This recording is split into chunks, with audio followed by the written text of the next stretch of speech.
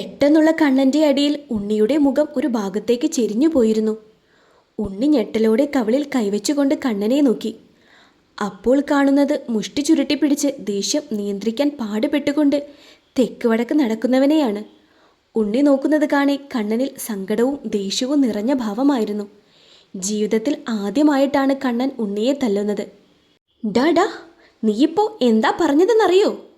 കണ്ണൻ അതേ ദേഷ്യത്തോടെ തന്നെ അവൻ്റെ കോളറിൽ പിടിച്ചുകൊണ്ട് പറഞ്ഞു. ഉണ്ണി അപ്പോഴും ഒരു തരിപ്പോടെ നിൽക്കുകയായിരുന്നു. കണ്ണനിൽ നിന്ന് ഇങ്ങനെയൊരു പ്രതികരണം അവൻ ഒട്ടും പ്രതീക്ഷിച്ചിരുന്നില്ല. നീ എന്താ എന്നെക്കുറിച്ച് കരുതിയത്? നിന്റെ എന്ത് തരംതാണ പണിക്കും ഈ കണ്ണൻ കൂട്ടുനിൽക്കുമെന്നോ? അത് കേൾക്കെ ഉണ്ണിയുടെ കണ്ണുകൾ നിറഞ്ഞു വരുന്നുണ്ടായിരുന്നു. പക്ഷേ കണ്ണൻ അതൊന്നും കാര്യമാക്കിയതേയില്ല. ഒരുത്തെ വീട്ടിൽ കൈഞ്ഞരമ്പ് മുറിച്ചിരിപ്പുണ്ട്. എന്തിനാണെന്നറിയോ? സ്വന്തം സുഖത്തിനും സന്തോഷത്തിനും വേണ്ടി സ്വന്തം കൂടപ്പിറപ്പിൻ്റെ ജീവിതം ബലിയാടാക്കിയതിൻ്റെ പേരിൽ. കണ്ണൻ്റെ വാക്കുകൾ ഒരുതരം ഞെട്ടലോടെയാണ് ഉണ്ണി കേട്ടത്. അതെ, സ്വാർത്ഥതയാണ് നിനക്കും ഇപ്പോൾ തോന്നിയത്. പക്ഷേ അതിന് ഈ കണ്ണൻ കൂട്ടുനിൽക്കില്ല. എനിക്ക് നിന്നെ എൻ്റെ ജീവനേക്കാളേറെ ഇഷ്ടമാണ് എന്ന് കരുതി ഇങ്ങനെയുള്ള കാര്യങ്ങൾക്കൊന്നും ഞാൻ കൂട്ടുനിൽക്കില്ല. നിന്നോട് ഞാൻ 1000 തവണ പറഞ്ഞതല്ലേ ഒന്നുകൂടി ചിന്തിക്കാൻ. അപ്പോൾ നിനക്ക് അമ്മയുടെ വാക്ക് വലുത്.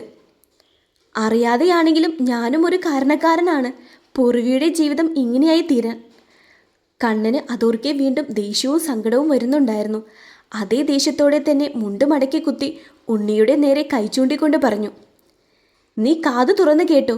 ഇനി ഇമ്മാതിരി കുരുട്ടുബുദ്ധിയുമായി അവളുടെ അടുത്തോ മറ്റോ ചെന്നെന്നറിഞ്ഞാൽ മറുപടി തരുന്നത് അവളായിരിക്കില്ല, ഞാനായിരിക്കും. ഒരു സഹോദരൻ്റെ സ്ഥാനത്ത് നിന്നുകൊണ്ട് അവൾക്ക് ഇഷ്ടപ്പെട്ട നല്ലൊരു പയ്യനെ കൊണ്ട് ഞാൻ അവളെ വിവാഹം നടത്തിയിരിക്കും. അങ്ങനെയെങ്കിലും ഞാൻ ചെയ്ത തെറ്റിന് ഒരു പരിഹാരമാകട്ടെ. നീ അമ്മയുടെ വാക്ക് കേട്ട് നിന്നു. ഇനിയും സ്വന്തം വ്യക്തിത്വത്തിൽ ഉറച്ചു നിന്നില്ലെങ്കിൽ നിനക്കും നല്ലൊരു കുടുംബജീവിതം ഉണ്ടാവില്ല. ഇനിയെങ്കിലും മൂന്നാമതൊരാൾക്ക് ഒരു അവസരം കൊടുക്കാതെ ഇനി വരുന്ന പെണ്ണിനെയെങ്കിലും മനസ്സ് തുറന്ന് സ്നേഹിക്കാൻ ശ്രമിക്ക്. അതും പറഞ്ഞ് തനിക്ക് പറയാനുള്ളത് പറഞ്ഞു കഴിഞ്ഞ് എന്ന പോലെ വെട്ടിത്തിരിഞ്ഞ് ദേഷ്യത്തോടെ പുറത്തേക്കിറങ്ങിപ്പോയി. ഉണ്ണി സർവവും തളർന്നവനെ പോലെ കുറച്ചു നേരം കൂടി കണ്ണൻ പോയ വഴിയെ നോക്കി നിന്നു.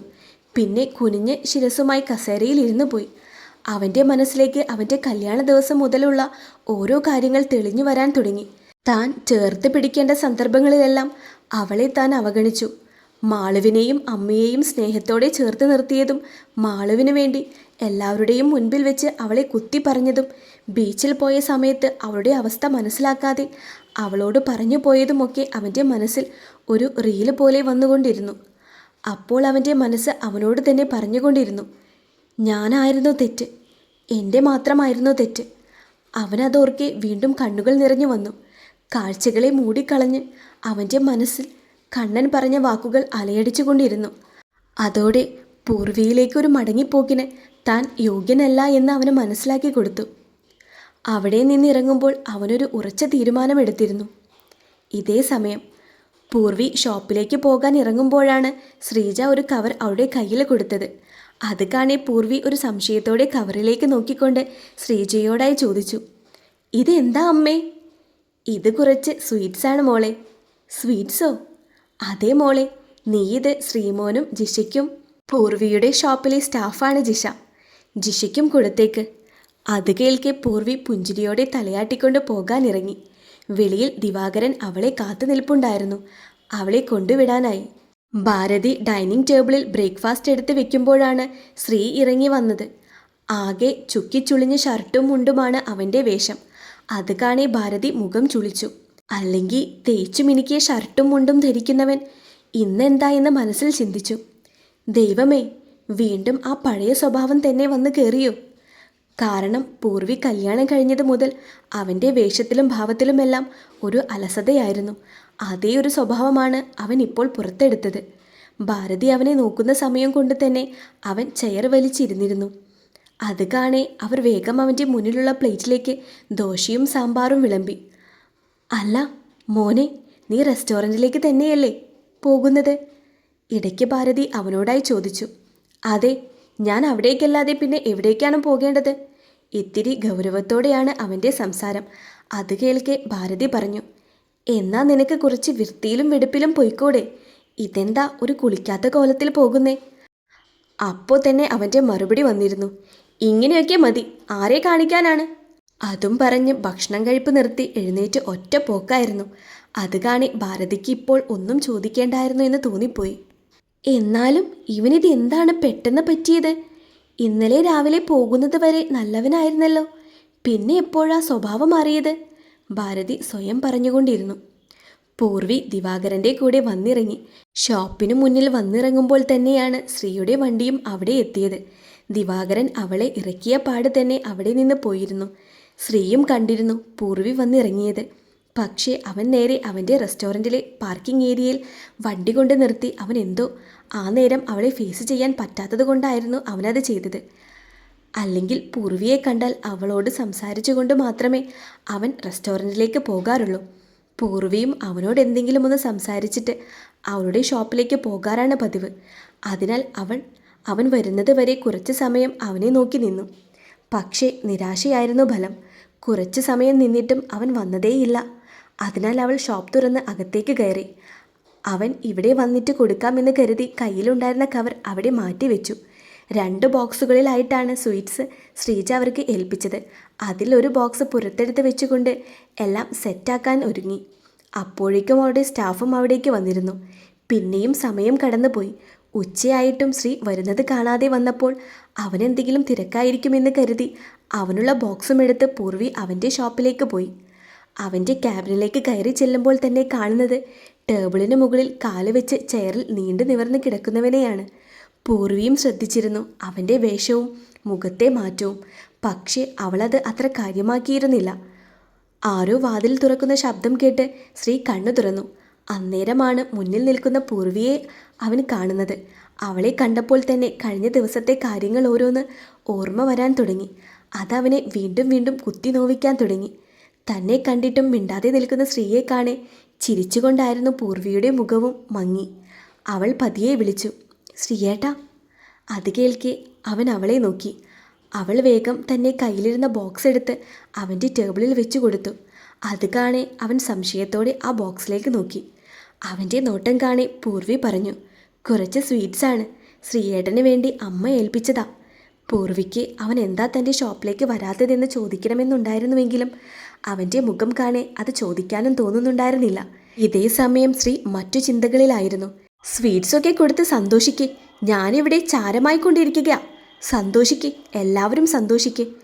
പൂർവിയെ നോക്കി അവൻ മനസ്സിൽ മുഴിഞ്ഞുകൊണ്ടിരുന്നു. എന്നിട്ടും അവൻ്റെ മനസ്സിലെ പിരിമുറുക്കം താങ്ങാനാവാതെ ഇത് എന്തിനുള്ളതാണെന്ന് അറിയാൻ വേണ്ടി ചോദിച്ചു, "സ്വീറ്റ്സൊക്കെ കൊടുക്കുന്നുണ്ടല്ലോ. വീട്ടിലെന്തോ വിശേഷം വല്ലതുണ്ടോ?" "ആ, ചെറിയൊരു വിശേഷമുണ്ട്. അതിൻ്റെ സന്തോഷത്തിനാണ് സ്വീറ്റ്സ്. പാറു ഒരു അമ്മയാകാൻ പോകുന്നു." അത് പറഞ്ഞിട്ടും ഒന്നും മിണ്ടാതെ എന്തോ ആലോചിച്ച് നിൽക്കുന്നവനെ കാണേ. "എന്നാൽ ഞാൻ വരട്ടെ?" പൂർവി അതും പറഞ്ഞുകൊണ്ട് അവിടെ നിന്ന് പോയിരുന്നു. പക്ഷേ പൂർവി അവിടുന്ന് പോയിട്ടും ശ്രീ വല്ലാത്ത തെരിപ്പിലായിരുന്നു. അവൻ വിശേഷമുണ്ട് എന്നതിൽ തറഞ്ഞു നിൽക്കുകയായിരുന്നു. അവൻ പിന്നെയും അവൾ പറഞ്ഞത് വീണ്ടും റിവൈസ് അടിച്ചു നോക്കി. അപ്പോഴാണ് അവൾ എന്താ പറഞ്ഞത് എന്നുള്ള കാര്യം അവന് കത്തിയത്. അതോടെ അവനിൽ സംശയം നിറഞ്ഞു. അപ്പോൾ കഴിഞ്ഞ ദിവസം ഇതിനായിരിക്കുമോ? അതും മനസ്സിൽ ചിന്തിച്ചുകൊണ്ട് അവൻ പുറത്തേക്ക് പാഞ്ഞിരുന്നു. ഇതേ സമയം പൂർവിയും ശ്രീയുടെ മാറ്റത്തിൽ അസ്വസ്ഥത നിറഞ്ഞ മനസ്സോടെ തൻ്റെ ഷോപ്പിലേക്ക് കയറി ചെന്ന് തൻ്റെ ജോലിയിലേക്ക് കടക്കാൻ നേരമാണ് ശ്രീ ഡോറും തുറന്നുകൊണ്ട് അവിടേക്ക് വന്നത്. അവൻ്റെ കിതച്ചുകൊണ്ടുള്ള വരവ് കാണെ പൂർവി അമ്പരപ്പോടെ അവനെ നോക്കി. ശ്രീ അവളുടെ മുന്നിലായി വന്നു നിന്നുകൊണ്ട് ചോദിച്ചു, "പാറു അമ്മയാവാൻ പോകുകയാണോ?" അവൻ്റെ പെട്ടെന്നുള്ള ചോദ്യം കേട്ട് അവളൊന്ന് ഞെട്ടിയെങ്കിലും പിന്നെ ഒരു പുഞ്ചിരിയോടെ പറഞ്ഞു, "അതേലോ, എൻ്റെ പാറൂട്ടി അമ്മയാവാൻ പോവാ. അതിൻ്റെയാണോ സ്വീറ്റ്സൊക്കെ?" അവൻ്റെ വാക്കുകളിൽ ആകാംക്ഷയായിരുന്നു. "അതേലോ, പിന്നെ പാറു ഇന്നലെ വീട്ടിലേക്ക് വന്നു. ഇനി കുറച്ച് നാൾ വീട്ടിലുണ്ടാകും." അത് കേട്ടപ്പോൾ ശ്രീയൊന്നും മടിച്ചാണെങ്കിലും ചോദിച്ചു, "അതാണോ ഇന്നലെ വൈകിട്ട് ഫോണിൽ കരയുകയും ചിരിക്കുകയും ഒക്കെ ചെയ്തേ?" അത് കേൾക്കെ അവളൊന്ന് അവനെ സൂക്ഷിച്ചു നോക്കി. അത് കാണെ അവനൊന്ന് പതറി. എന്നിട്ട് പറഞ്ഞു, "ഏയ്, താൻ കരയുന്നതൊക്കെ കണ്ടപ്പോൾ വിചാരിച്ചു വേറെന്തെങ്കിലും പ്രശ്നം. വേറെ ഒന്നും ഞാൻ ഉദ്ദേശിച്ചില്ല, സത്യമായിട്ടും." അവൻ്റെ പരസ്പര വിരുദ്ധമായ സംസാരം കേൾക്കെ പൂർവിക്ക് ചിരി വരുന്നുണ്ടായിരുന്നു. "ഒരു പ്രശ്നവുമില്ല, അതൊക്കെ കഴിഞ്ഞു പോയില്ലേ. പിന്നെ ഇന്നലെ പെട്ടെന്ന് അച്ഛൻ വിളിച്ച് പാറുവിന് വിശേഷമുണ്ട്, ഞാൻ ഇളയമ്മയാകാൻ പോകുന്നു എന്നൊക്കെ പറഞ്ഞപ്പോൾ സന്തോഷം കൊണ്ട് കരഞ്ഞു പോയതാ. അല്ലാതെ വേറൊന്നുമില്ല. അത് കേൾക്കെ ശ്രീക്ക് സന്തോഷം കൊണ്ട് ചിരിക്കണോ കരയണോ എന്ന അവസ്ഥയായിരുന്നു.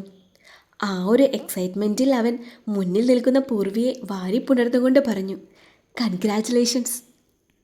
അവൻ്റെ പെട്ടെന്നുള്ള പ്രവൃത്തിയിൽ പൂർവി തരിച്ചു നിന്ന് പോയെങ്കിലും അവൾ വേഗം അവനെ തള്ളി മാറ്റാൻ ശ്രമിച്ചു. പക്ഷേ അവൾ അറിഞ്ഞിരുന്നില്ല മണിക്കൂറുകളായി അവൻ അനുഭവിക്കുന്ന പിരിമുറുക്കം. ഇതൊക്കെ കണ്ട് സ്റ്റാഫായ ജിഷ വായ പൊളിച്ച് നിന്നുപോയി. അവൾ തള്ളിയപ്പോഴാണ് ശ്രീക്ക് താൻ ഇപ്പോൾ എന്താ ചെയ്തേ എന്ന ബോധം വന്നത്. Sorry, congratulations Poorvi. അതും പറഞ്ഞുകൊണ്ട് ശ്രീ വേഗം പുറത്തേക്ക് പോയിരുന്നു. അന്നേരം അവനെന്താ പറയുന്നത്, എന്താ ചെയ്യുന്നത് എന്ന് അവന് തന്നെ അറിയുന്നുണ്ടായിരുന്നില്ല. പൂർവിയാണെ ജിഷ കണ്ടു കാണുമോ എന്ന രീതിയിൽ സൈഡിലോട്ട് നോക്കി. അത് കാണി ജിഷ വേഗം ഡ്രസ്സ് നോക്കുന്നത് പോലെ നിന്നു. അതോടെ ജിഷ കണ്ടു കാണില്ല എന്ന ആശ്വാസത്തോടെ നെഞ്ചിൽ കൈവച്ചു.